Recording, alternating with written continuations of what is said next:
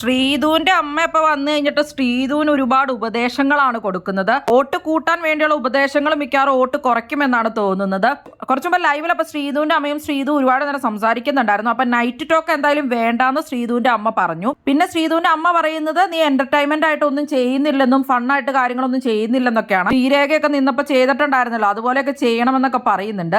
അതുകൂടാതെ തന്നെ എല്ലായിടത്തും പോയി ഇരിക്കണമെന്നൊക്കെ പറയുന്നുണ്ട്. ആയൊക്കെ മിണ്ടാൻ വരുമ്പോഴാണെങ്കിൽ പോലും നീ ജസ്റ്റ് മിണ്ടിട്ടങ്ങ് മാറിപ്പോവാണ്, നീ അപ്പൊ ആ ഗ്രൂപ്പിൽ കുറച്ചു നേരം നിൽക്കണം, എന്നിട്ട് എല്ലാവരുമായിട്ട് മിങ്കിൾ ചെയ്യണം എന്നൊക്കെ പറയുന്നുണ്ട്. അത് മാത്രമല്ല നിന്നെ നോമിനേറ്റ് ഒക്കെ ചെയ്യുമ്പോൾ ഇൻവിസിബിൾ എന്നൊക്കെ പറയുന്നുണ്ടെങ്കിൽ അതിലൊക്കെ എന്തെങ്കിലും കാര്യങ്ങൾ കാണും, നിന്നെ അവർ കാണുന്നുണ്ടാവില്ല. അപ്പൊ അതൊക്കെ നോക്കിയിട്ട് നീ എല്ലായിടത്തും ഉണ്ടാവണം. വഴക്കുണ്ടാക്കണം എന്നൊന്നും അല്ല ഞാൻ പറയണത്, പക്ഷെ നീ ക്യാപ്റ്റനായിട്ടൊക്കെ നിന്നപ്പോൾ നന്നായിട്ട് എല്ലാ കാര്യങ്ങളും ചെയ്തിട്ടുണ്ടായിരുന്നു. നീ എത്ര നന്നായിട്ടായിരുന്നു എല്ലാവരോടും സംസാരിക്കും, ഇതൊക്കെ ചെയ്തിട്ടുണ്ടായിരുന്നു. അതുപോലെ തന്നെ മിങ്കിൾ ചെയ്ത് നടക്കണം എന്നൊക്കെ പറയുന്നുണ്ട്. അതുപോലെ തന്നെ എപ്പോഴും ഫണ്ണായിട്ട് ഓരോന്നൊക്കെ ചെയ്യണം, അതൊക്കെയാണ് ആളുകൾ ഇഷ്ടപ്പെടുന്നതെന്നൊക്കെ പറയുന്നുണ്ട്. എന്നിട്ട് ജിൻഡോ നല്ല ഗെയിമർ ആണെന്നൊക്കെ പറയും. ശ്രീതു പറയും ജിൻഡോ എന്തോരം കള്ളത്തരങ്ങളാണ് പറഞ്ഞേക്കണത്, കള്ളത്തരായിട്ടുള്ള ഗെയിമർ അല്ലേ എന്നൊക്കെ ഇത് ചോദിക്കുന്നുണ്ട്. പറയുന്നത് അങ്ങനെയല്ല, ജിൻഡോ നല്ല ഫണ്ണാണ്, അപ്പൊ ആളുകൾക്ക് ഇഷ്ടപ്പെടും. അതുപോലെ തന്നെ ശ്രീരേഖയും അതൊക്കെയാണ് ആളുകൾക്ക് ഇഷ്ടപ്പെടുന്നതെന്നൊക്കെയാണ് ഇതുവിനോട് അപ്പൊ അമ്മ പറയുന്നത്. നന്നായിട്ട് തന്നെ കളിച്ചാൽ മാത്രമാണ് വോട്ട് കിട്ടുള്ളൂ, അതുപോലെ തന്നെ എല്ലാവരുമായിട്ട് ഇടപെട്ട എല്ലാ കാര്യങ്ങൾ ചെയ്താൽ വോട്ട് കൂടുള്ളൂ എന്നൊക്കെയാണ് പറയുന്നത്. അത് കഴിഞ്ഞിട്ട് അവസാനം പറയുന്നുണ്ട് നൈറ്റ് ടോക്കിന് എന്തായാലും വേണ്ട എന്നുള്ളത്. ഇതൊരു ചെസ് കളി പോലെയാണ്, ഓരോരുത്തരെ തട്ടി വീഴ്ത്തിയിട്ട് അവസാനം മന്നം എന്തുദ്ദേശമാണ് വീട്ടിൽ നിന്ന് വന്നതെന്ന് നിനക്ക് അറിയില്ല എന്നൊക്കെ ചോദിക്കുന്നുണ്ട് അമ്മ. അവിടെ ഇരുന്ന് നീ സംസാരിക്കുമ്പോൾ അപ്പുറം ആരെന്ത് പറയുന്നു എന്നുള്ള രീതിയിൽ നിനക്ക് കണ്ണ് വേണം,